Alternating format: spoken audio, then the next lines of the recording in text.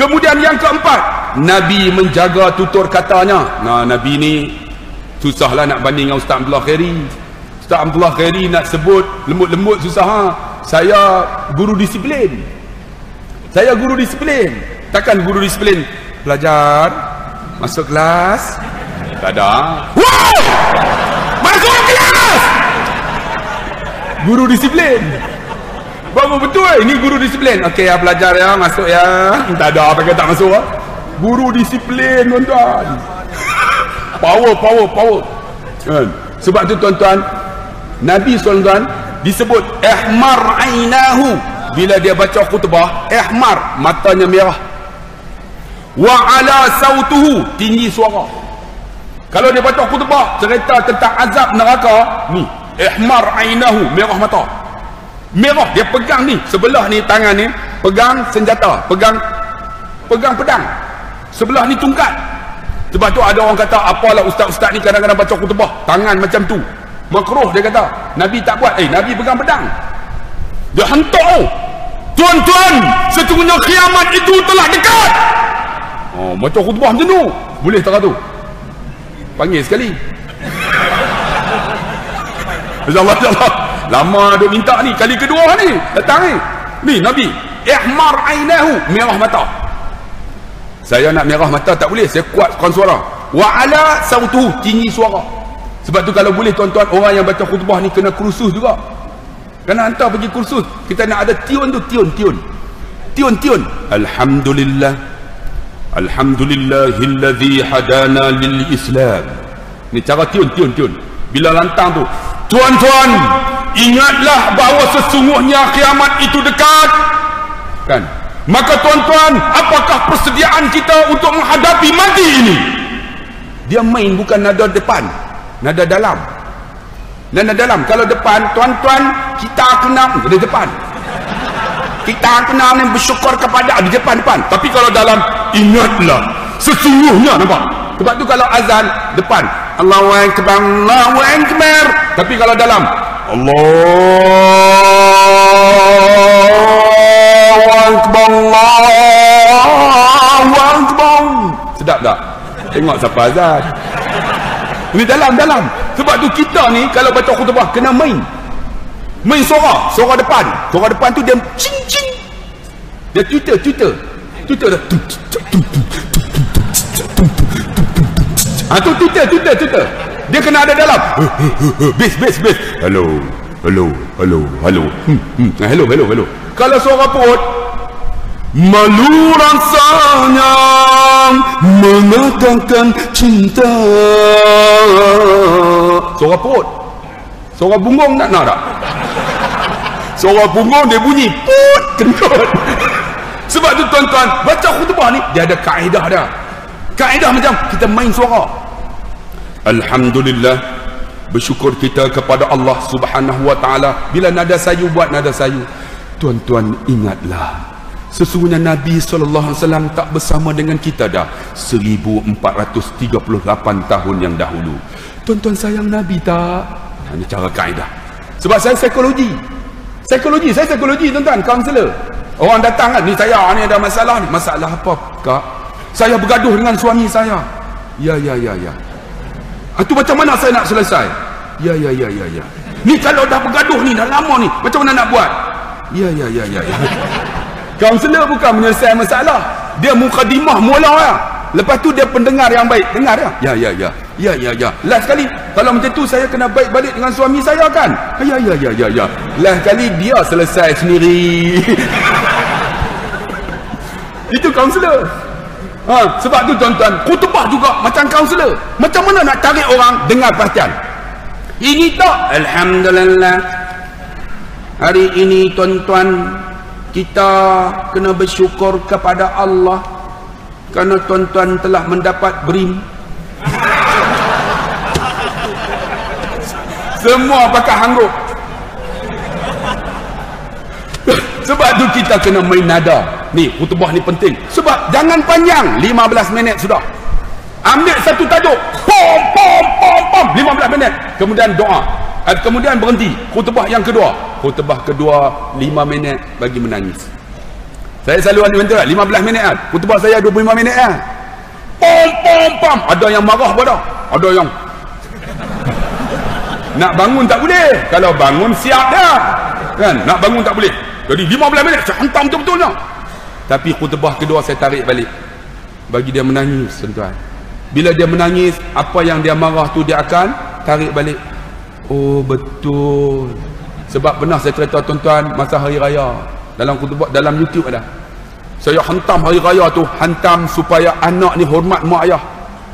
Tuan-tuan, saya kata hari ini hari raya, hari yang Tuhan ampun dosa hambanya. Hari ini Allah dengan kita kosong-kosong, tetapi kita dengan hamba kena minta maaf. Terutama ibu dan ayah, adik-beradik. Apa salahnya anak hulurkan tangan kepada mak ayah? Mak ayah jangan ego, hulurkan tangan kepada anak-anak. Adik-beradik hilangkan perbalaan, hulurkan silaturahim. Hari ini kita ampun dosa sesama hamba. Ampunlah tuan-tuan. Allah tak ampun dosanya kalau dia tak memaafkan orang lain. Rupa-rupanya habis tuan-tuan hari raya pakat salam.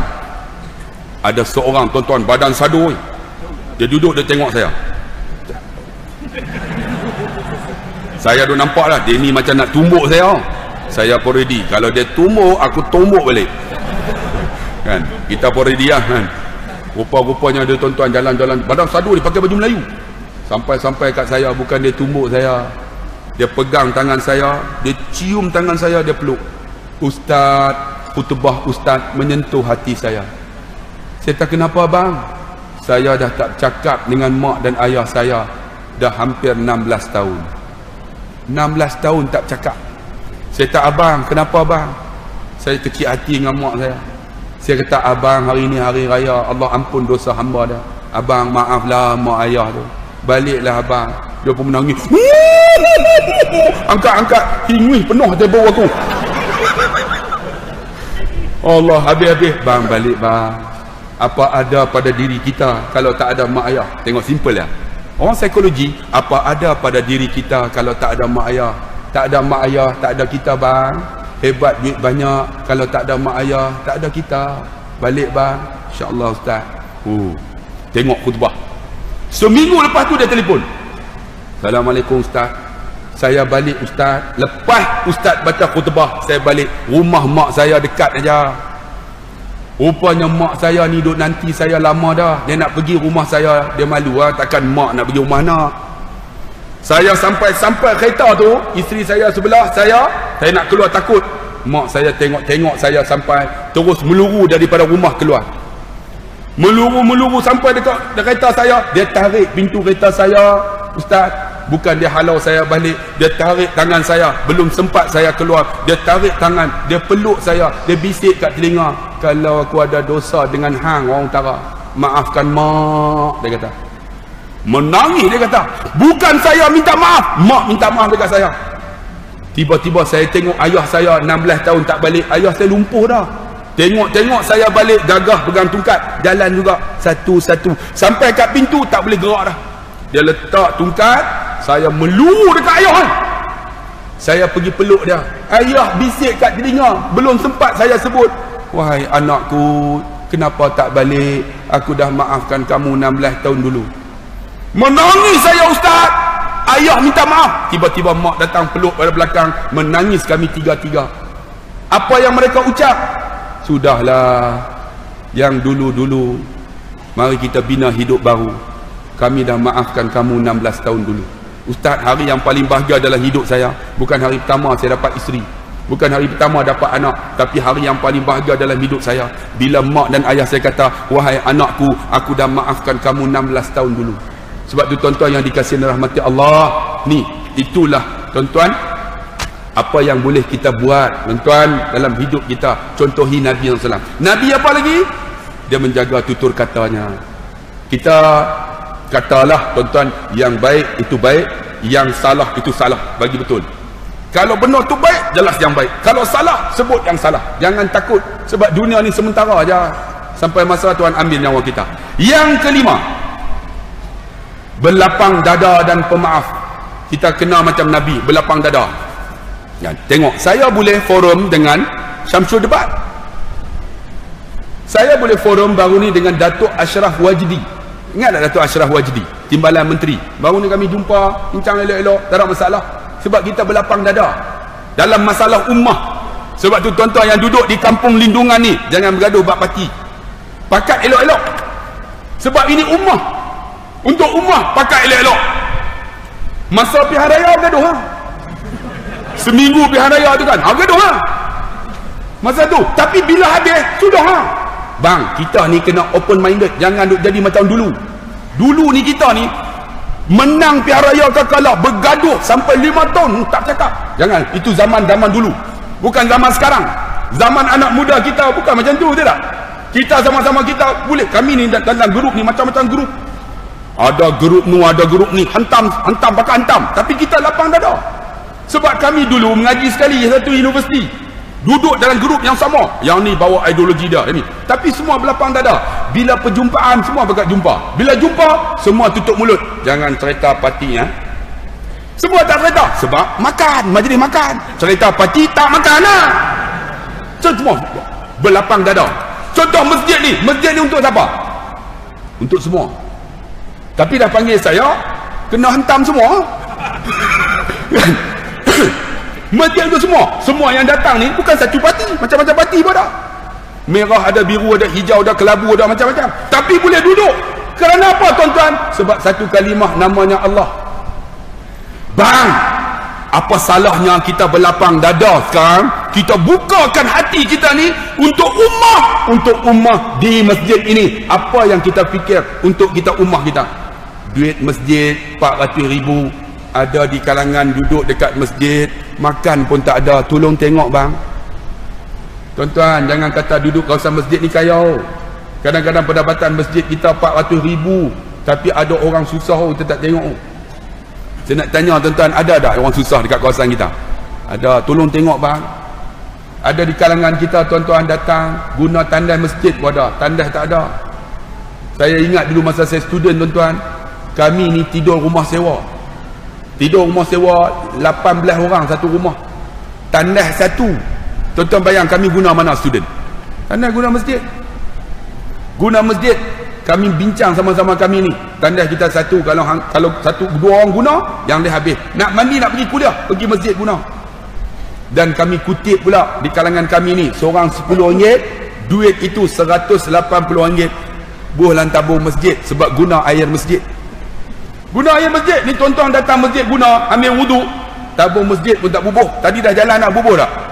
Bubuh no? Bubuh bang, aku pun tak bubuh lagi. Mana ada? Jalan dah. Tadi datang pula aku bubuh. Tuan-tuan, bubuh dalam masjid. Sebab apa tuan-tuan? Sebab ada orang susah di kalangan kita. Ni, kita kena tengok. Kalau ada di kalangan kita dulu kata kat kita, maki kita, kita maafkan. Saya ada sekolah, tuan-tuan. Sekolah saya dalam kampung. Saya buat dewan sebesar ini, dewan badminton. Orang kata kat saya, apalah sekolah buat dewan? Tak apa, saya buat juga. Akhirnya ada naik dewan, naik gelanggang futsal, naik tempat memanah, naik chalet, naik kolam renang. Baru saya buka Ma'had Tafiz Asy-Syafi'i. Orang report polis, nak bagi kena tangkap. Orang buat macam-macam, tak apa. Akhirnya tuan-tuan, keluarga dia mati. Budak saya yang hafal Quran ni, saya kata jangan dendam. Ada ustaz-ustaz kata, ustaz tahu tak dia yang report masa kita buat ceramah, ustaz nak kena tangkap. Ustaz dia yang ni, dia. Saya kata jangan. 50 orang ni hantar 20 orang pergi baca Quran rumah dia. Mak dia mati. Ni 20 orang budak-budak ni baca Quran daripada jenazah tu meninggal sampai jenazah tu nak masuk dalam liang lahat. Baca Quran 20 orang. Lepas tu tuan-tuan, pak cik yang report ni datang jumpa saya. Ustaz nak tanya, boleh tak? Saya kata apa siapa pak cik? Ada tak kosong lagi? Saya nak masuk cucu saya. Saya adalah hati, oh dulu hang kata kat aku no, nak masuk cucu pula. Penuh dah. Saya kata penuh dah. Penuh dah saya kata. Maybe memang penuh sungguh. Dak cucu saya ni saya nak nampak ngaji kot lain pun tak jadi ya. Kena hafal Quran ustaz. Hafal Quran boleh jadi esok baca Quran saya mati pun jadilah. Nampak? Rupanya tuan-tuan, dia buat jahat kat kita, tak suka kat kita. Kita pergi hantar baca Qurannya. Rupanya jadi baik. Sekarang ni masjid saya surau tuan-tuan, dialah duk jadi tok siak tuan-tuan, duk jadi tukang sapu. Sebab tu tuan-tuan yang dikasih, kita jadi pemaaf macam Nabi dan berlapang dada dalam hidup. Yang keenam, berkasih sayang sesama manusia. Kita dah kasih sayang sama-sama kita. Ingat ustaz datang, Abdul Khairi ni datang ceramah, bukan saya ni ahli syurga, tapi saya nak masuk syurga, tuan-tuan nak masuk syurga. Jangan kata kita ahli jawatan kuasa masjid, kami ni ahli syurga dah, yang lain tu semua neraka tu. Jangan belagak. Sebenarnya kita buat program, kita buat ceramah, kita buat khutbah, bagi makan, kita nak semua masuk syurga. Kita tak nak kita seorang masuk syurga. Kalau kita seorang masuk syurga, seronok tak? Seorang saya yang masuk syurga, siapa pun tak ada. Sebab tu tuan-tuan kena faham, wahai jawatan kuasa masjid, wahai ahli qaryah, kita datang masjid, kita nak semua orang masuk syurga. Ni saya ceramah ni, bukan saya ni hebat nak masuk syurga, saya seorang, tapi saya nak tarik tuan-tuan untuk masuk syurga. Itu nama matlamat kita. Ni ada orang di kalangan kita ni, dia berasa dia tu maksum. Oh, aku ahli syurga, yang ni semua tak boleh pakai. Oh, yang ni semua ni tak ada sanad, ni semua ni tak boleh, neraka semua ni, bid'ah.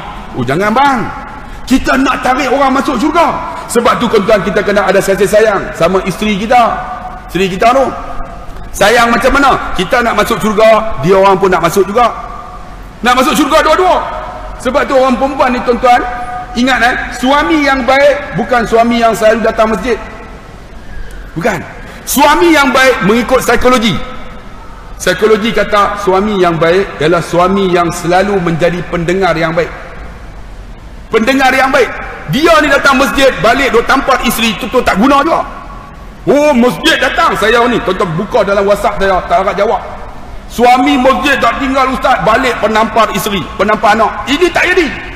Psikologi kata suami yang baik, pendengar yang baik. Orang lelaki ni pendengar ya, pendengar.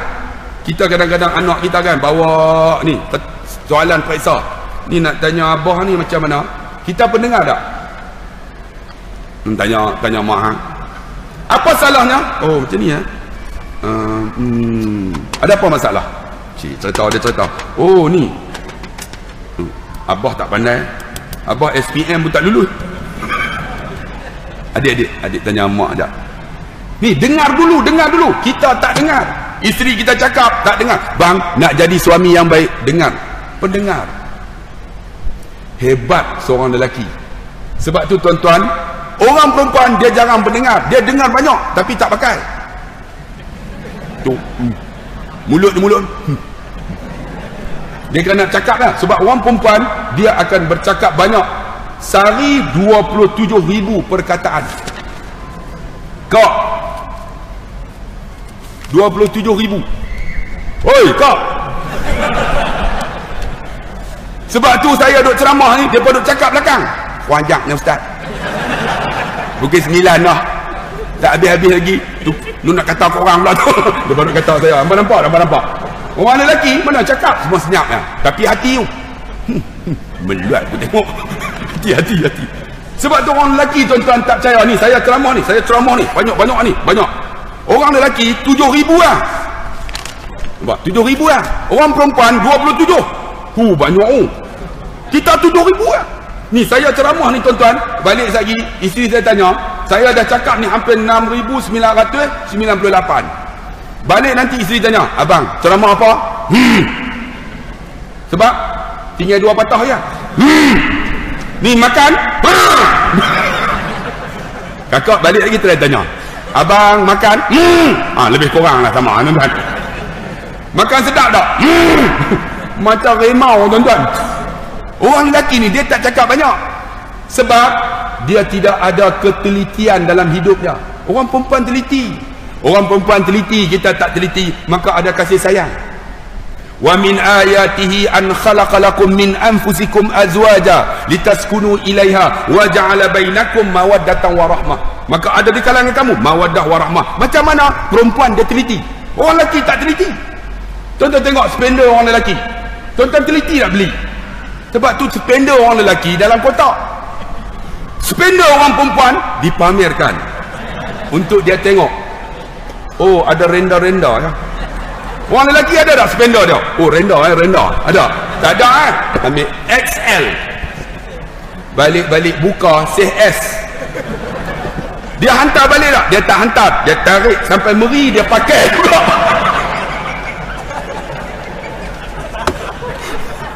Itu orang lelaki.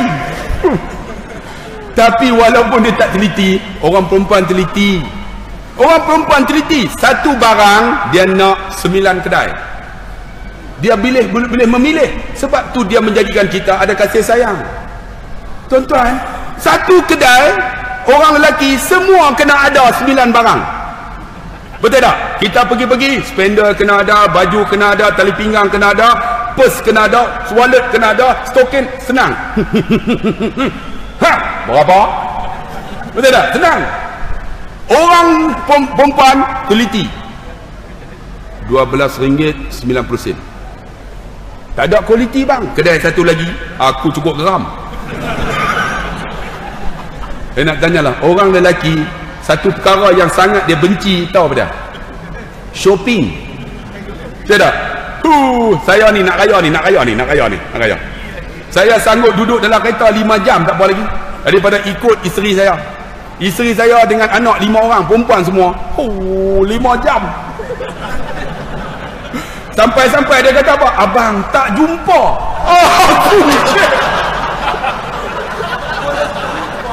Boleh tak jumpa? 5 jam tak jumpa. Saya kata tak jumpa apa? Tak jumpa. Jom tapi kedai lain pula. Tengok orang lelaki shopping senang. Pakai hari raya haram tak lawa pun. Tapi orang menyebabkan kita seimbang. Seimbang tuan-tuan. Dia teliti, kita tak teliti, seimbang. Kalau kita tak teliti, dia tak teliti, hancur. Dia apa ambil spender macam tu juga. Balik-balik tengok-tengok ambil hak jantannya. Tak apa, kita boleh pakai. Takut kita ambil hak perempuan punya. Sebab hak perempuan depan kecil, nak simpan tak mana. Dia boleh keluar pun tepi.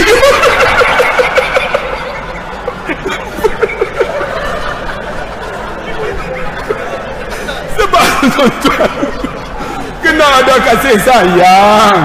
Sama ada kita ni tolak ansur. Minta maaf lah bab keluarga ni. Kena ada tolak ansur. Kalau tak ada tolak ansur, habis kita tuan-tuan. Minum dulu. Gelak lebih pada.